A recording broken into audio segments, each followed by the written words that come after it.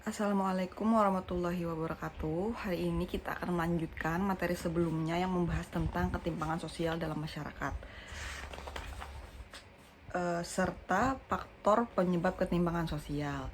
Dan hari ini kita akan membahas dua materi, yaitu yang pertama tentang berbagai bentuk ketimpangan sosial akibat perubahan sosial di tengah globalisasi.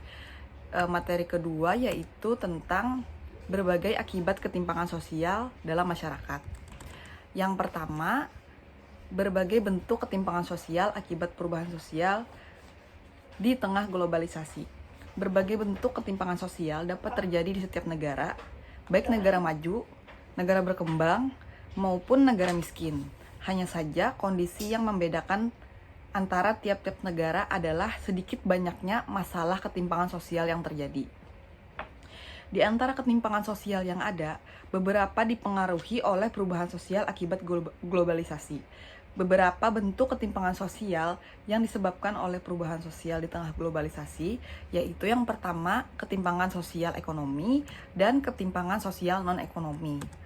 Nah, ketimpangan sosial ekonomi, yang pertama ada ketimpangan sosial antara kelompok masyarakat kaya dan kelompok masyarakat miskin. Globalisasi benar-benar tidak mampu untuk menyelesaikan masalah kemiskinan karena industri kecil kalah bersaing dengan industri besar milik negara maju. Akibatnya perputaran modal hanya terjadi dalam masyarakat kaya. Sementara rakyat kecil tidak mendapat keuntungan.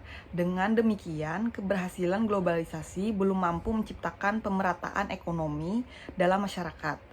Kondisi tersebut menyebabkan ketimpangan sosial antara kelompok masyarakat kaya dan masyarakat miskin semakin meningkat. Ketimpangan sosial ekonomi yang kedua yaitu ketimpangan antara pemilik modal dan buruh. Buruh ini orang yang menggunakan tenaga atau kemampuannya untuk mendapatkan balasan berupa pendapatan, baik berupa uang atau bentuk lain, kepada pemberi kerja, kepada pemilik modal tadi. Jadi, globalisasi berperan besar dalam perkembangan kaum buruh di Indonesia. Adanya pengaruh globalisasi di Indonesia menyebabkan banyak investor asing masuk untuk menanamkan modal. Jadi banyak pengusaha-pengusaha luar yang menanamkan usahanya di Indonesia. Keberadaan perusahaan-perusahaan asing melibatkan banyak tenaga kerja Indonesia. Kondisi tersebut berdampak positif karena dapat menyerap banyak tenaga kerja dan menurunkan jumlah pengangguran.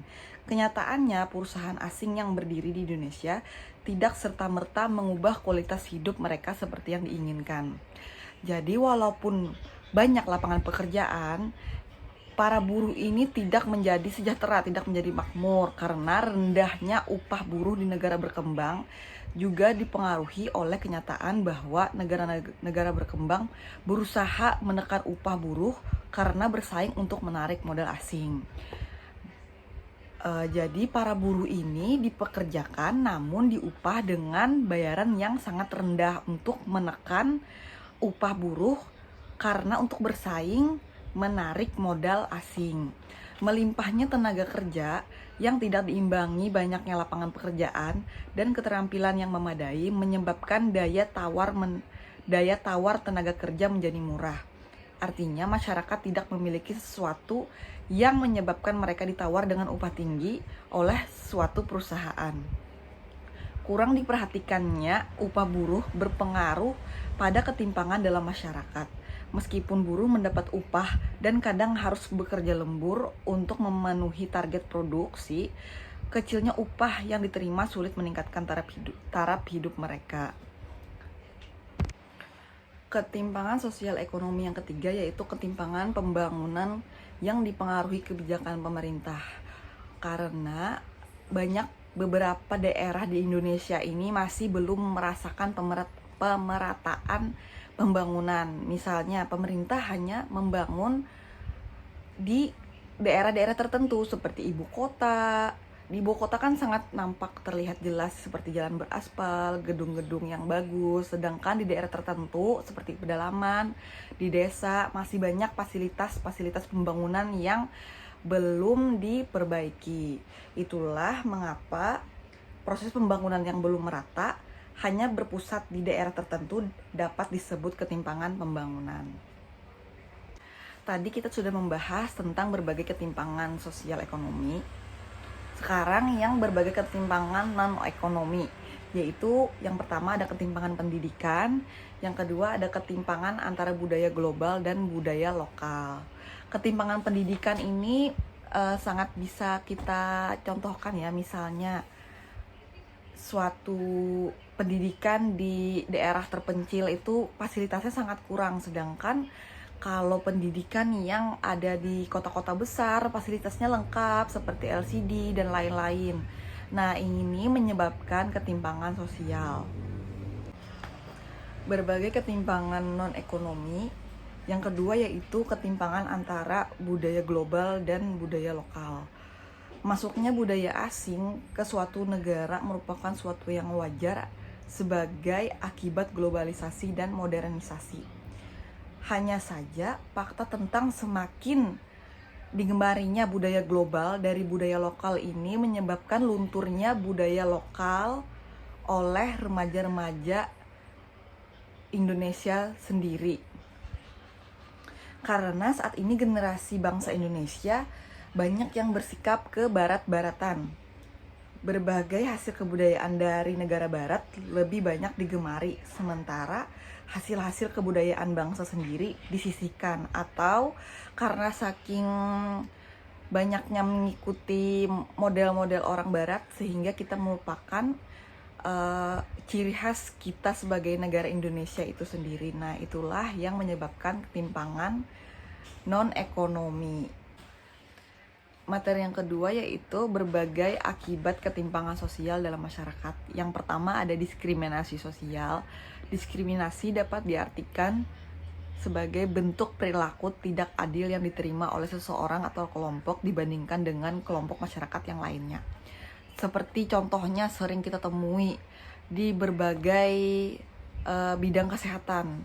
Misalnya ada pasien yang berpenghasilan rendah atau masyarakat menengah ke bawah, itu biasanya dilayani dengan lambat, tidak secepat orang yang memiliki penghasilan menengah ke atas. Nah, itulah yang menyebabkan diskriminasi atau perilaku tidak adil. Jadi masyarakat berpenghasilan rendah ini merasa tidak adil karena yang diutamakan hanya masyarakat yang berpenghasilan tinggi. Itulah akibat dari ketimpangan sosial. Berbagai akibat ketimpangan sosial dalam masyarakat yang kedua yaitu kecemburuan sosial. Kecemburuan sosial dapat diartikan suatu kondisi munculnya perasaan atau sikap yang kurang senang dari suatu kelas sosial karena adanya perbedaan-perbedaan dalam kelompok kehidupan masyarakat. Biasanya ini dipengaruhi oleh dua faktor. Kecemburuan sosial ini dipengaruhi oleh dua faktor. Yang pertama karena prasangka atau perasaan mereka yang negatif, dan yang kedua karena perilaku seseorang yang tidak adil terhadap mereka. Ya, karena seperti contoh yang pertama, seperti contoh yang diskriminasi sosial tadi, karena merasa tidak adil, karena perlakuan dari orang tersebut tidak adil, jadi mereka merasa cemburu dan merasa iri hati. Berbagai akibat ketimpangan sosial dalam masyarakat yang ketiga yaitu monopoli. Dalam ilmu sosiologi, monopoli diartikan penguasaan secara mutlak dengan meniadakan persaingan atau pihak-pihak yang ingin bersaing. Pada dasarnya permainan monopoli menciptakan dua golongan, yaitu golongan atas dan golongan bawah. Nah, golongan atas ini biasanya pemilik modal dan golongan bawah ini para buruh.